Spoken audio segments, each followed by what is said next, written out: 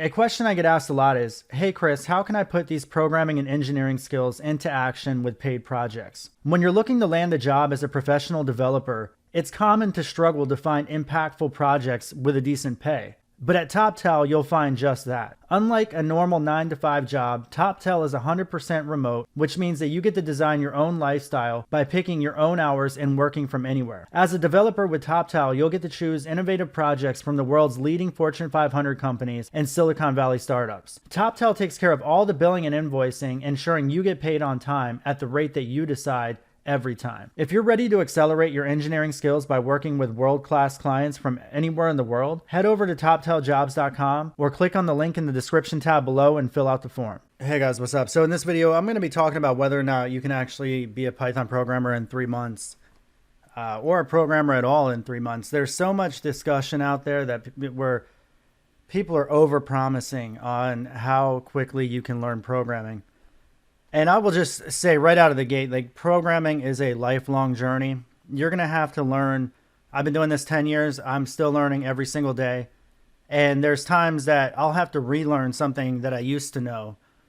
And then there's other times that I have to deal with bugs and things like that of things that I do know, but don't work due to operating system differences, upgraded code, clashing code bases, things like that. I remember when I was first getting started, when I was asking my father about, what do I need to learn? What should I do? In my mind at the time, I basically thought that programming was all ones and zeros. Now, my dad at the time was a big Perl programmer. He was using Perl 5. In fact, he still does. He swears by Perl. Perl was a very popular language for a long time, and it was used to create Amazon. And now they're actually renaming it. They're going to call it, I think, Raku or Raku. Raku, however that's pronounced. I don't even know. I've never heard anybody say it. But I think it stands for Raku, like for Rakudo. And anyway, I like the camel much better than the butterfly. But he was telling me, look, you don't have to reinvent the wheel. There's all this code that's already written out there for you. He was talking about CPAN, which is a package library very similar to NPM and the JavaScript community, or pip with Python. And it's just a bunch of code that's already out there. And he was explaining right out of the gate, really your complexities come with solving a business problem and tying all these tools together. And to this day, 10 years later, that's still the problem that we battle every single day. It's not about syntax. It's not about how do I learn these algorithms to get it to do this or that. For the most part, you're copying and pasting algorithms, even some of the physics engines from some of these game engines. It's code and math problems that were solved decades ago. You look at big data machine learning, things like TensorFlow, they're using the stochastic gradient descent, things that were solved literally decades ago. And then if you look at YouTube tutorials, whether it's from me or some of the other people that are doing it, people that are a lot more popular than me, they'll jump right into how do you configure Python, how do you install it, how do you do print hello world and all this crap, and you'll waste an hour to an hour and a half. And the fact of the matter is, most programmers aren't that good. There is a vast majority of programmers out there that literally aren't that good. They're not geniuses. They've just been doing this long enough. They've been staring at the screen long enough that they can start to, I would say in a quicker way, diagnose error messages and things that they've seen. And it's all just based on previous experience, not some sort of natural technical ability that they just were born with. So can you learn Python in 3 months? Sure, why not? You could probably learn it in 3 hours. All you got to have is a computer with an internet connection. You download Python and install it. If you're on Windows like I am right now, then there's an installer. It installs right for you. Make sure you click to add it to your path. Otherwise, you'll spend 4 hours trying to figure out what a path is and all that stuff. But you do that, you're up and ready to go. You pull up a command line, or console app, terminal, whatever you want to call it. You type Python, and you got actual Python working code here. So this is the interactive interpreter, print hello world. Boom. I just saved you guys like an hour, so you don't have to watch a tutorial on how to do that. That's all you have to do to get started writing Python code. So you might as well just jump right in and do it, because honestly, whether it's 3 months or 3 years, you're still not going to be all that good. I mean, it's just going to take a long time. The complexities are always about when you're joining a programming group, you're like, okay, well, what editor is this team using? Are they a .NET shop? Are they going to be using Visual Studio? Are they doing a lot of web-based stuff nowadays where Visual Studio Code is kind of like the de facto thing. Are they using PyCharm? Are they using Eclipse with Java? Like, okay, they have all that stuff. Now, what unit testing framework are they running? What sort of crap do you have to add to your host files and stuff like that so you can hit the right endpoints? And I mean, you would be surprised like at some of like the configuration complexities that come with being a software developer for an actual company, for an actual team.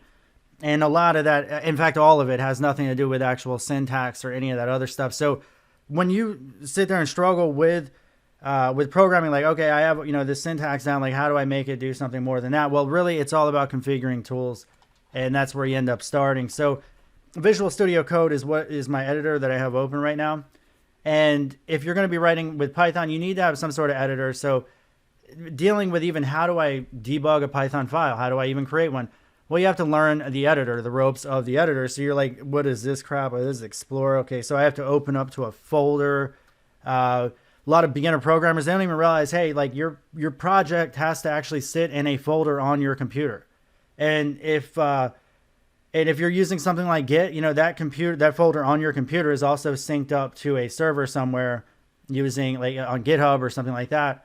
But the bottom line is like even some of the basics that people struggle with and don't really focus on is like, how do I organize my code and structure it in a way that's going to make sense? If I look at this thing 3 to 6 months later, am I going to realize like, where all these files are located? Do I even remember where I put my project?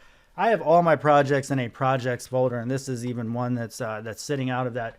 But when I was first getting started, that basic concept of like, oh, I need a folder that is going to actually be my project, and then that's going to have a bunch of Python files in there. Little things like that for beginner programmers. It's like for me, it didn't make a whole lot of sense to me. I mean, I didn't come from a computer science background.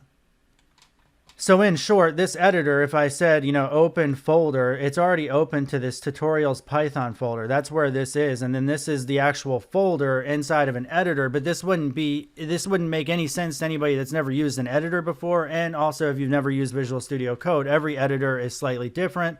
Although they all have this kind of Explorer type format. So you create your first file, first program, we'll just call it program. Now you have to learn about the extensions, right? So you're like, the .py extension. Okay, that means Python, but why do I need a .py? There's all kinds of reasons for that, from your actual text editor for code highlighting and syntax help. It needs to know what type of file you're debugging. So if you try to save this as a text file, you could actually write a bunch of Python code in a text file, but your editor isn't going to be able to give you any Python feedback because it doesn't know the type of file you're dealing with. So that extension alone it means a lot. Like if I were going to say the same thing, first program.php, now you could see that the editor knows that you're dealing with a different file. So that's in short one of the main reasons why, and also because your operating system also needs to know how to execute Python programs, which means that Python itself is just a program that you have to install on your operating machine, whether it's Mac, Windows, or Linux. And then the .py extension says the operating system, if you add it to your path and Windows, it'll say, oh, this is a .py file, which means I need to look for this folder for the Python executable to say, hey, Python, execute this script. And that's, in a nutshell, a lot of crap going on behind the scenes. It's far removed from ones and zeros. But thank God for that, because honestly, like Python is ultimately ones and zeros. Like we saw how to print hello world to the screen. So if we said, the print, it's a function, and you can pass in a string value in here, and this is going to execute to the screen. How do we even get this to execute from within our editor? You could actually open up a terminal if you wanted to, but it's better to have your editor actually execute your code. So you're probably going to spend, as a brand new developer, this is the first time you've ever done it, you're going to spend like 5 or 6 hours just trying to figure out how this even works, or you're going to follow somebody's step-by-step instructions on YouTube or something, which thank God for that too, because there was a time when that stuff didn't exist and it wasn't that easy. So for all the people that say, programming is hard, it absolutely is. I'm the first one to say it. I'm not the first one, but I've always said it. And but the thing is I've also always said it's much easier now than it used to be when like Dennis Ritchie was doing this stuff on a Unix platform with building the C language. So little things like configuring this editor, like you click on your little debug, You drop down to add configuration, say you want a Python file. That stuff doesn't make any sense for anybody. Also, I don't want this integrated terminal, so what does that even mean? Who the hell knows, right? But I mean, anyway, I'm just going to skip over that. And if I do double quotes in here, you can see I have 3 options to choose from. So I'm just going to go ahead and say that I want the internal console to execute. That way I can see my code on this debug console, and that's what that means. But you wouldn't know that, again, if you haven't had experience with this stuff, and nobody just naturally knows that crap. But let's go ahead and say hello world. And now if I want to go ahead and execute the program, I can do F5. That's another thing that a lot of people wouldn't know, but it's like once you do it a bunch of times, you're like, oh, if I'm in Eclipse or if I'm in Visual Studio or Visual Studio Code or whatever, I press F5 and this joker's going to start debugging. So those are things that you learn along the way as well. Like a lot of these similarities, thank goodness, exist across platforms, across programming applications that we use to write our code, and also across programming languages themselves. So you can see, because I ended up configuring this Visual Studio, and this is another thing, this Visual Studio launch.json. What is even JSON, right? It stands for JavaScript Object Notation, and really it's a successor to XML, which you're probably like, what the hell is XML? Why do we even need that? But it's really about structuring data and passing it in a language that, whether you're on a Mac, Windows, Linux, mobile phone, whatever, if they understand how to decipher that data via XML or JSON, then we don't have to worry about having proprietary different, deciphering tools and stuff like that to figure things out. We can use one RESTful API that's delivering JSON or even XML if you wanted, and we're all speaking the same language. So trying to get everybody to speak the same language is an everyday struggle in this field, and it's continuing even to this day. Luckily, we have something called WebAssembly coming out, where WebAssembly, to me, in the 10 years I've been doing this, is like one of the first times I've seen a programming technology use a lot of the major companies. Basically a lot of the major companies are all working together, whether it's Adobe, Microsoft, Apple. They're all working together on this WebAssembly thing, and they seem to be working with each other pretty well. But a lot of times in the past, that isn't the case. Like Steve Jobs once famously basically said Flash was a piece of shit. He's not going to support it anymore. And it ultimately set up the beginning of the end for Flash. And YouTube was running all their videos on Flash and all that, and you had to have the Flash player installed. Always had to update that. I'm sure you guys remember that from just not even that long ago, 7-8 years ago. But now, because of companies working together, we get HTML5, we get video codecs, and we get everybody speaking the same language, and ultimately we're able to make progress. We don't have to have plugins anymore to watch videos from our browser. Now, why can't you learn programming in 3 months? It's because it's taken 100 years to get here, probably. I mean, maybe more if you go back to like Charles Babbage and Ada Lovelace and all that. You're going way, way back. You're going way back to IBM's personal computers. Why do we have 8-bit technology? Like, what is binary? And why is hexadecimal a alternative to binary? And what are the relationships there? In fact, they're the same thing. Hexadecimal is actually just a shorthand notation for the long-handed binary format. Under the covers, Python is still just binary, and I don't expect any beginner developer to know anything about it, but binary is the ones and zeros that everybody always associates with computer programming. And really what makes people think that we're like super geniuses, like math nerds. But we all know that that's not the case. It's all about Googling, why the F doesn't this program run? What does this error message mean? What the hell's going on? That's the programmer's life. Now, we could still speak binary if we wanted to. Like if I wanted to say x equals 9, what is the binary, well, not J, but what is the binary representation of this? I'm going to zoom in on this thing here so you guys can see a little bit better. So we have a variable named x, which has a value of 9. So if I actually wanted to see this in binary format, I can do that through an F string if I'm using Python 3.5 and later, probably, somewhere around that.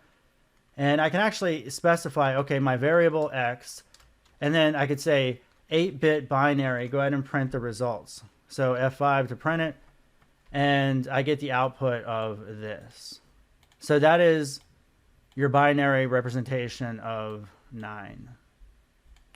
And here's a website that we can do or use just to verify that. And this is also ASCII character encoded, but anyway, not going to get into all that. That's another thing where it's just like if you truly wanted to understand all of it, it's going to take a lifetime. It really is. It's not even something that I'm an expert in at all. But the good news is I don't really have to deal with binary. So I never really have in my 10 years of doing this. And it's kind of the point of this video is that like, it's not the challenges and it's not the syntax and it's not even the overall bigger picture in many cases of like, how am I going to write a server from scratch using something like C or even Python? Is that even possible? Like, there are certain programmers that can do that, and they're few and far between when you look at the masses of millions of programmers out there. And the ones that can, they've been doing this a lot longer. But anyway, if I want to go ahead and just see the value, I'm going to convert this.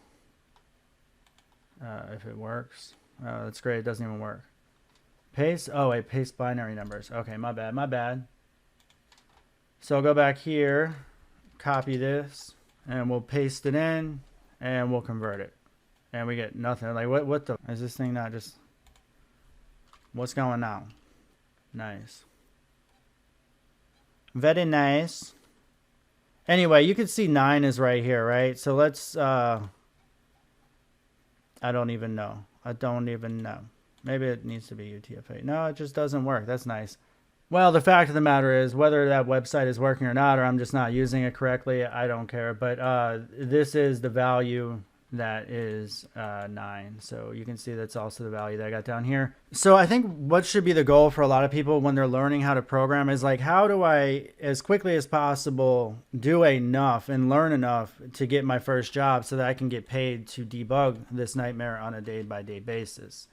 And I really think that's the ultimate challenge, because to learn on the job is the best way to do it, because then you're getting paid to learn, which is really one of the best reasons to be a programmer, is just simply getting paid to learn is an awesome, awesome thing, especially if you do actually enjoy programming.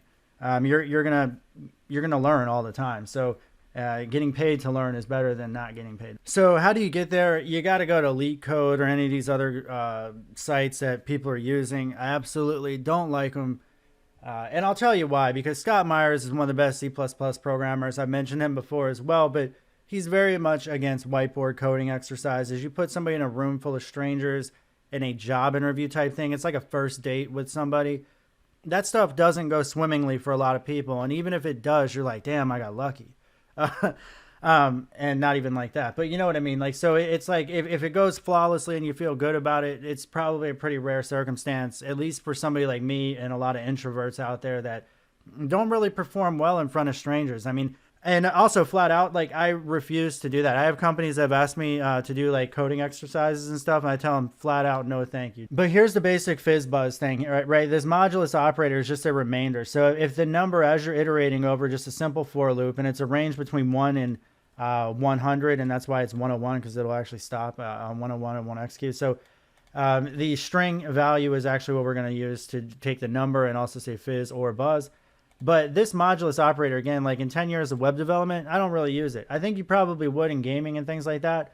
But what it's saying is that if the number is divisible by 3 and the remainder is 0, then that means it is divisible by 3, because you're going to have a remainder of 0. So if the number was 7, you're going to have a remainder of 1. But a remainder of 0 means it's divisible by 3, and then the same thing can be said for 5. So if it's divisible by 5, you do the modulus operator, loop over this thing, print it out, and go. So let's go ahead and run this. And here you can see all the way from 3 is your first fizz, 5 buzz, 6 fizz, 9 fizz, 12 fizz. Oh wait, where's the buzz? There he is, 10. All right, anyway, and obviously 100 is divisible by 5, that's buzz. So anyway, you can see those types of basic things, you kind of have to practice them in this day and age, unfortunately, to try to get your foot in the door. A lot of startups love the little questions. Like, I was reading the other day about one. It was like, how do you, through like, weighing a bunch of balls, like where one is like heavier than all the rest, like how do you find the heaviest one on 2 ways with like 8 balls or some shit like that? And, I was thinking about it's funny and, not really funny, but like I'm like thinking about it in my head, and I'm like, oh, it's how would I do that? How would I do that? And all I kept thinking was like, why the fuck do I need to know this? But anyway, at least for web development. Now I understand, like, guys, like, I mean, a lot of people might even think I have a bad attitude on it. I'm just simply saying 10 years of doing this doesn't really come up all that often. And then when I do need to research something, I'm a pretty good researcher and I know how to execute and run code. And I've had to deal with pretty complicated algorithms. And I've even written some of my own.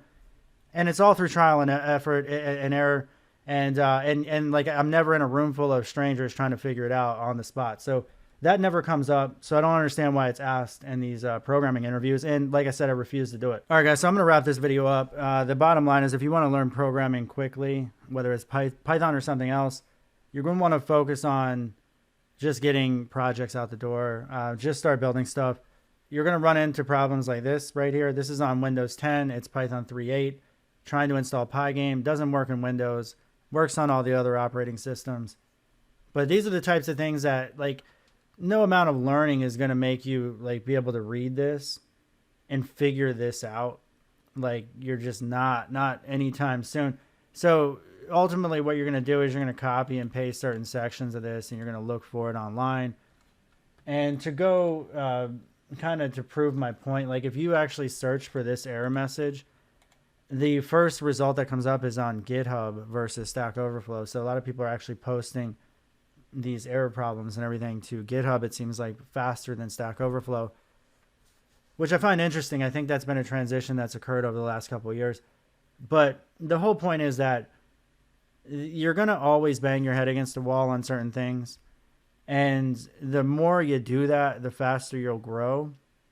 And learning programming is never about the ones and zeros, and it's not really about the syntax, and it's not even really about the algorithms. It's about a whole lot of stuff and a lot of tools and a lot of code bases coming together. It's about data structures, and it's about banging your head against the wall for a long time, and you'll just get better and better. And after you bang your head against the wall on the same error or issue 3 or 4 times, you'll start to adapt and be like, you know, I've run into that problem before. Oh, that's this or that's that. You know, it's just like you build off of experience. And just know that you can't shortchange this thing. We're dealing with 100 years of effort to get us to where we are.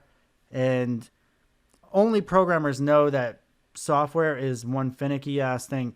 That's why programmers always tell you, restart your machine when there's some sort of problem, because we know that the code's probably gone haywire and who the hell knows what's wrong with it. Let's just restart it. Anyway, guys, thanks for watching. Have a good day. Take care. Bye.